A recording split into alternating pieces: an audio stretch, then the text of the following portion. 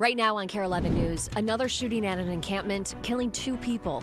The latest developments from Minneapolis police.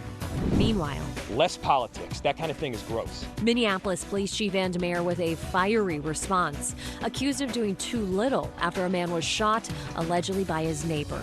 Then, just over 1 week until Election Day, where the presidential candidates were today. Plus the expanded options to get your vote in before Election Day. In weather, temperatures will continue to warm with these south winds. I'll let you know when that comes to an end. And we'll be talking about our next round of measurable rain. The news starts now. Thanks for joining us. We have breaking news tonight. Minneapolis police say they are attempting to arrest a man accused of shooting his neighbor on Wednesday. You're looking at a live look right now at the scene. Minneapolis police say that they've been at the home since the shooting. Our KARE 11 photographer on the scene says there is a SWAT team there and police are calling on accused shooter John Sawchuk to surrender. So we'll keep you updated as things are developing. Though this coming just hours after the Minneapolis police chief and mayor had a fiery rebuttal to recent comments from the city council on this case. The chief also made an apology to the victim. The Minneapolis police somehow did not act urgently enough to prevent that individual from being shot. And to that victim, I say I am sorry. Those 3 words for a Minneapolis man who was shot 4 days ago. But it was 2 days ago when KARE 11 received a copy of the letter that the city council member sent to the chief and mayor, asking for a full explanation to the case. I didn't want to spend nights waiting 4 or 5 hours for cops who may or may not show up. You know, I'm not sure they'll be doing other things.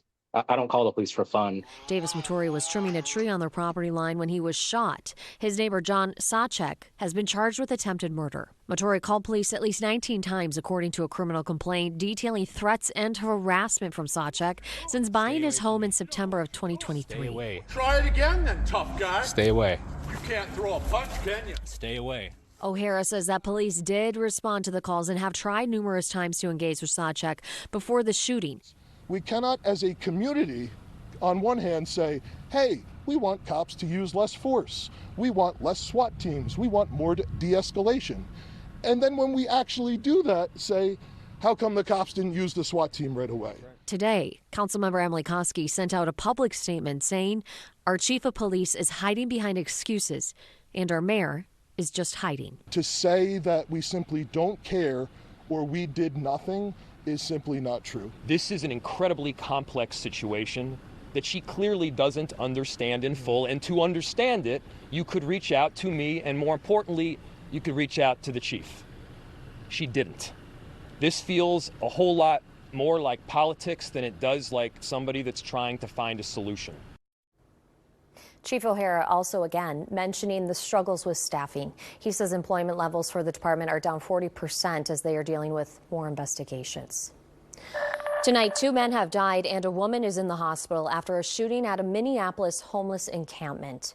This afternoon's shooting, the second in 2 days at an encampment in the city. Someone died yesterday at an encampment almost 4 miles away.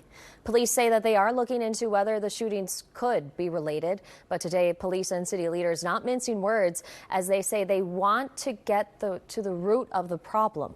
Heidi Wigdahl has the latest. For the second time this weekend, a deadly shooting happened at a homeless encampment in Minneapolis.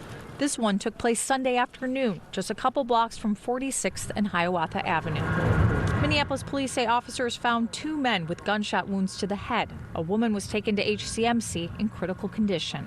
It highlights how deeply dangerous these encampments are.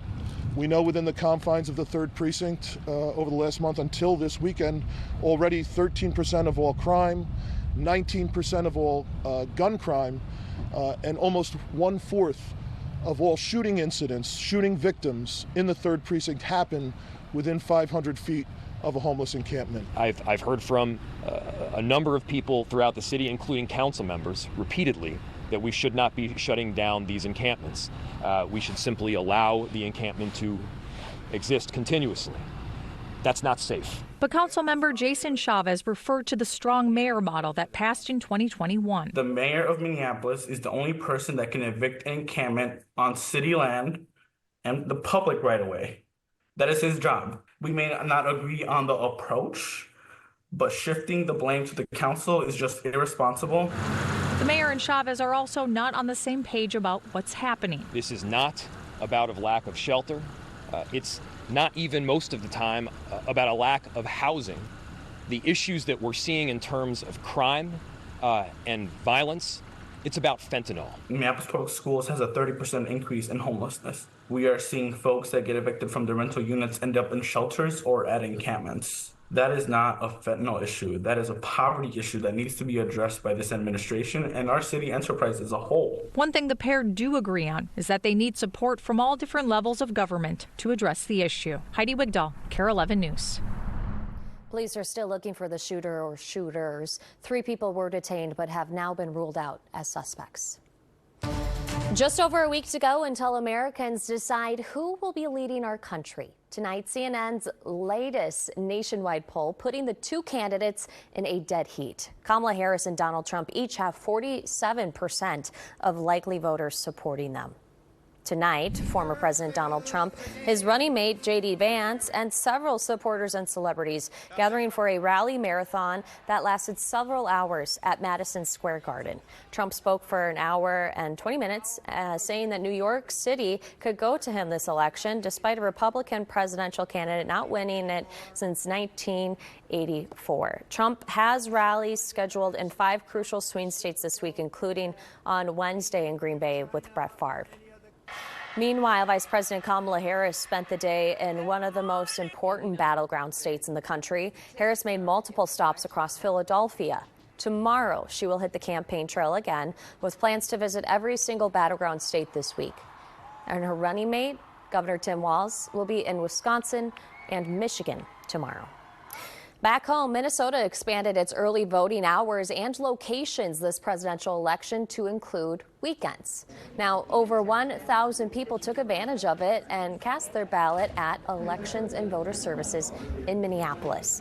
The director there says over 42,000 people have voted early in the city. Voters say one of the perks of voting early is beating the lines and peace of mind their vote is in. It's so much more convenient. This way, I don't have to worry about it. I'll still be working on election day, so I would have had to go in before or after work. If you would like to vote early, head over to KARE11.com/vote for the complete guide on everything you need to know about voting in this election, including, of course, the hours for your polling place. NBC News and KARE 11 will have all of the results across the country and here at home after polls close on November 5th.